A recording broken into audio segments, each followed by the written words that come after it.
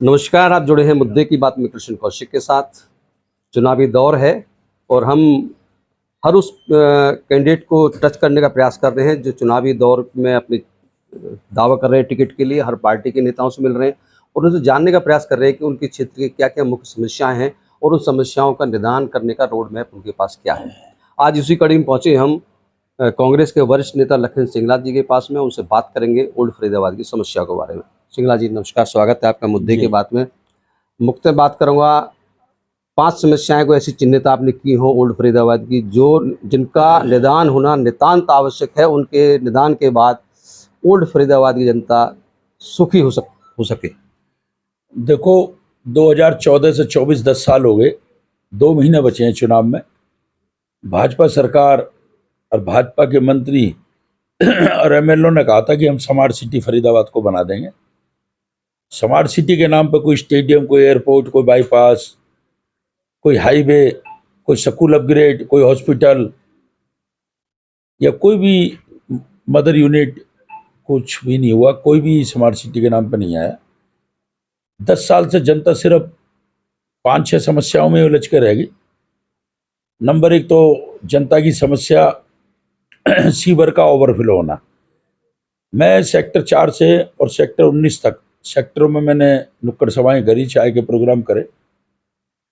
लोग भूल गए कि हमारे बच्चों को नौकरी चाहिए, लोग भूल गए कि हमें मदर यूनिट चाहिए, लोग भूल गए महंगाई कहाँ है, लोग भूल गए कि हमें बाईपास चाहिए या हाईवे चाहिए या कोई हमें ट्रांसपोर्ट नगर चाहिए, चाहे हॉस्पिटल चाहिए या कोई स्कूल चाहिए अच्छा या डिस्पेंसरी चाहिए। भूल गए लोग। सिर्फ 10 साल में इसी में उलझ के रह गए कि सीवर ओवरफ्लो है। 3-3 दिन तक सीवर खोलने वाले लोग नहीं आते, सुपर शकर मशीन नहीं आती, घरों में सीवर का पानी ओवरफ्लो है। पीने के पानी के लिए हमारी बहन बेटी सुबह 4 बजे उठकर 1 घंटे पानी आता भरती हैं। गली में सड़कों पे कूड़ों के ढेर लगे पड़े, कूड़ा उठाने के लिए कोई व्यवस्था नहीं है। झाड़ू और सफाई की कोई व्यवस्था नहीं है। गली और सड़कों पर लगी हुई जो सरकारी लाइटें हैं उनको ठीक करने के लिए चौक और बल्ब नहीं है। ये 4 मुद्दे ऐसे हैं, सफाई का मुद्दा, सीवर का मुद्दा, पानी का मुद्दा और लाइटों का मुद्दा। इन 4 समस्याओं में ही जनता उलझ के रह गई। वो भूल गई कि हम महंगाई में सफर कर रहे हैं, वो भूल गई कि बेरोजगारी से सफर कर रहे हैं, वो भूल गए कि हमें स्मार्ट सिटी के नाम पे क्या आएगा क्या नहीं आएगा।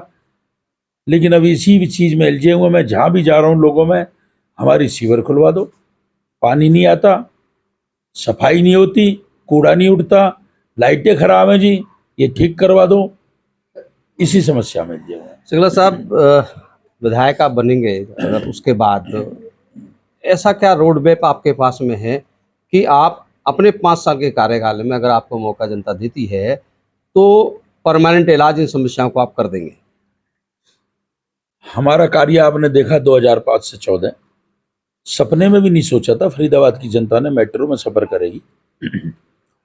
मेट्रो हो, बदरपुर फ्लाईओवर हो, आईएमटी हो, मेडिकल कॉलेज हो, मेडिकल हॉस्पिटल हो, 6 लाइन गुड़गामा बाईपास, कैली बाईपास, और आपको बता दूं कि मीठे पानी की रहने वाली योजना ग्रेटर फरीदाबाद और केएमपी।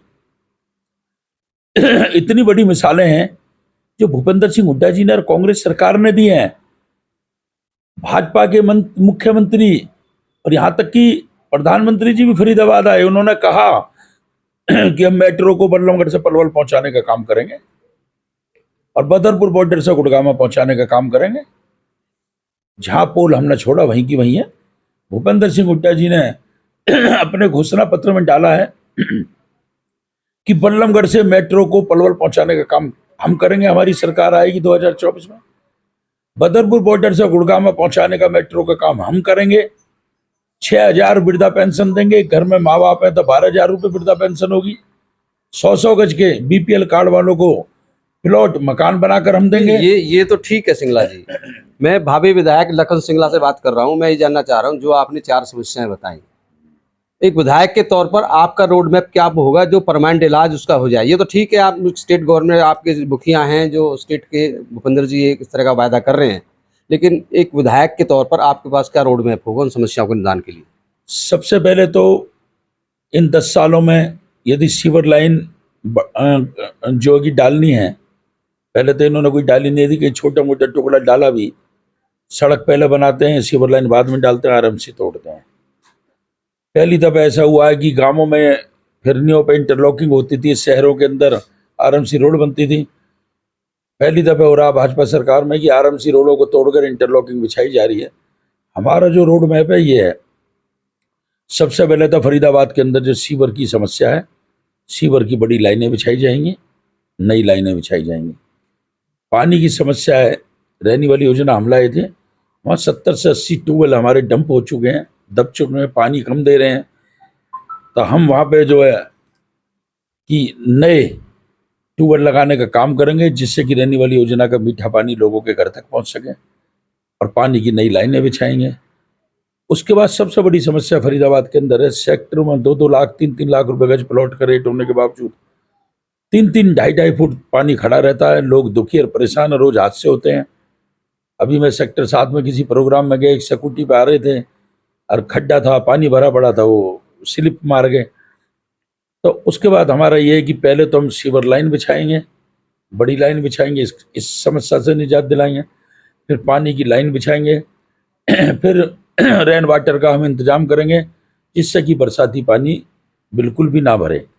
उसके बाद हम सेक्टर और शहरों में आरामसी रोड बनाने का काम करेंगे। साइड में जो जगह बचेगी उसमें इंटरलॉकिंग बिछाने का काम करेंगे। सड़कों पर लगे हुए खंभों के ऊपर लाइटों को, नई लाइटों को, सोडियम लाइटों को लगाने का काम करेंगे, और सफाई व्यवस्था को दुरुस्त करेंगे। रोज की रोज कूड़ा उठवाने का काम करेंगे, जिससे लोगों को सफाई से, गंदगी से, इससे निजात मिल सके।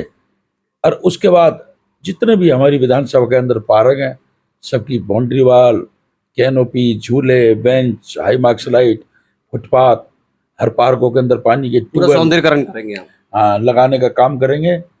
इस 89 विधानसभा को आप देखना, इस तरीके से चमका देंगे।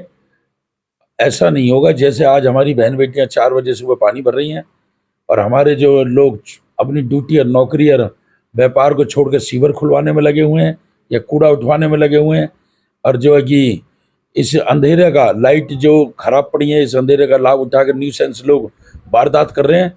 इस सब पे हम रोक लगाएंगे, और फरीदाबाद के अंदर सुरक्षा के लिए भी कड़े कदम उठाए जाएंगे कि फरीदाबाद के अंदर कोई व्यापारी के साथ कोई वारदात ना हो, व्यापारी के साथ कोई लूटपाट ना हो, व्यापारी से कोई फिरौती ना मांगे, व्यापारी के साथ कोई दुकान पर जाकर झगड़ा ना करें, किसी उद्योगपति को कोई लूटने का काम ना करे, कोई सरकारी कर्मचारी अवैध वसूली के उसमें किसी उद्योगपति और व्यापारी को तंग ना करे, परेशान ना करें।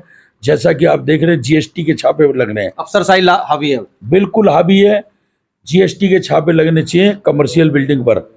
ये घरों में जो छापे मार रहे हैं, वहाँ के ताले लगा देते हैं, महिलाओं को 24 घंटे बैठाए रखते हैं, उनके मोबाइल छीन लेते हैं, लॉकरों के ताले तोड़ते हैं, और जितना सरकारी शुल्क लेते हैं उतना ही सुविधा शुल्क ले रहे हैं। सैंपलिंग वाले अब व्यापारी के साथ, व्यापारी को जो एक इंस्पेक्टर राज जो वापस लौट के आ गए, एक तरह से ये कहना है कि परेशान करते। बिल्कुल। अब मेरा एक सवाल आपसे ये है कि सबसे बड़ी समस्या कूड़ा निस्तारण की आती है जी, बात कूड़ा है उठवाएंगे आप, लेकिन सबसे बड़ी समस्या वहाँ आती है जहाँ कूड़ा डाला जाता है। तो ये देखने में आया है कि जहाँ सरकार उसको डंपिंग यार्ड बनाने की कोशिश करते हैं, वहाँ के लोग उसका विरोध करना शुरू कर देते हैं। तो आपके सामने भी समस्या आएगी, तो कैसे निपटेंगे इससे आप? सबसे बड़ी तो बात है, कूड़े का डंपिंग यार्ड शहर से, सिटी से और सेक्टर से बाहर होना चाहिए। नहीं, बाहर होता है, बाहर वाले लोग विरोध करते हैं, जैसे गाँवों में करते हैं तो वो विरोध करते हैं। बता रहा हूँ ना कौशिक साहब आपको, सुनो आप, हम आपको ये बताना चाहते हैं, जिस तरीके से शहर का कूड़ा उठाकर बाबा फरीद पार्क पे या तालाब के सामने ढेर लगा देते हैं, उसके बाद उसको भरा जाता है, हम उसको ऐसी सुविधा करेंगे कि हम शहर के कूड़े को एक जगह इकट्ठा ना करके ऐसा साधन बनाएंगे कि कूड़ा यहाँ से सीधा उठकर सीधा डंपिंग यार्ड पे जाए। शहर के अंदर जगह जगह कूड़ों के डंपिंग यार्ड नहीं बनाएंगे। 18 हाउसिंग बोर्ड के बाहर बन रहा है, सी काम का देखो कितना बुरा हाल, अंजरोंदे में देखो कितना बुरा हाल, बुढ़ैना में देखो आप, दौलताबाद में देखो आप, फरीद पार्क के बाहर देखो आप, भराई तालाब के बाहर देखो आप, पुरानी चुंगी पे देखो, जगह जगह को अवैध खत्ते बने हैं जो वो जी खत्म करेंगे, ये सब खत्म कर देंगे। बिल्कुल। धन्यवाद सिंगला जी। आप सुन रहे थे लखन सिंगला जी को, इन्होंने एक तरह से 4 समस्याएं मुख्य बताई अपने क्षेत्र की, और इनका यही दावा है वो विधायक बनते हैं तो इस तरह का एक शहर होगा, ये ओल्ड फरीदाबाद विधानसभा एक आदर्श विधानसभा क्षेत्र होगी, साफ सुथरी विधानसभा सभा होगी, यहाँ पार्क होंगे, नालियाँ, यहाँ बाकायदा सीवर व्यवस्था दुरुस्त होगी और जो कूड़े का निस्तारण जो एक बहुत बड़ी समस्या है उसको इतना दुरुस्त करेंगे ताकि कहीं भी कूड़े के ढेर जो जगह जगह खत्ते बने हुए हैं, खत्तों से छुटकारा जनता को दिलवाएंगे। आप जुड़े हुए थे मुद्दे की बात में कृष्ण कौशिक के साथ। किसी और राजनीतिक हस्ती के साथ फिर जुड़ेंगे। हमारे साथ जुड़े रहने के लिए आपका बहुत बहुत धन्यवाद।